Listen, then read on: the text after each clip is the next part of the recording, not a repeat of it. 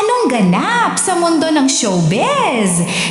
Nagbukas ng damdamin ang kapamilya singer-actress na si Angeline Quinto tungkol sa isang tampuhan nila ng kapwa niya mga awit na si Yeng Constantino kaugnay ng kanyang kasal noong 2024. Sa isang panayam kasama ang komedyanteng si Chad Kines, inamin ni Angeline na nakaramdam siya ng sama ng loob nang hindi matuloy si Yeng bilang kakanta sa kanyang bridal march sa kasal nila ng asawang si Non Rev Dakina na ginanap sa Quiapo Church. Aaminin ko, nagtampo talaga ako kay Yeng, diretsahang pahayag ni Angeline. Ayon sa singer, si Yeng ang una niyang naisip na kumanta sa kanyang bridal march gamit ang kantang Ikaw. Kaya naman maaga pa lamang ay ibinahagi na niya rito ang detalye ng kasal bago pa man ipaalam ito sa iba pa niyang malalapit na kaibigan sa industriya.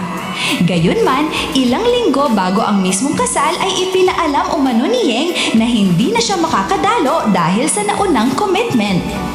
Malapit na yung kasal nung sinabi niya na hindi siya pwede. Doon ako talagang nalungkot, ani Angeline, na aminadong nadagdagan pa ng pressure sa wedding preparations ang kanyang naramdaman.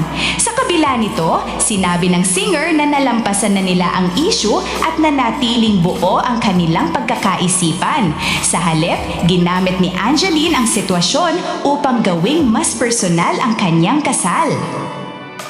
Kasama ang ABS-CBN Music Executive na si Jonathan Manalo, gumawa sila ng isang original song na ginamit sa seremonya. Mas naging personal, mas kami talaga, ani Angeline.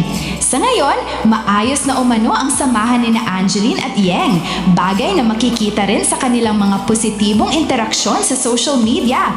Patunay na nalagpasan na nila ang tampuhan at mas tumibay pa ang kanilang pagkakaibigan.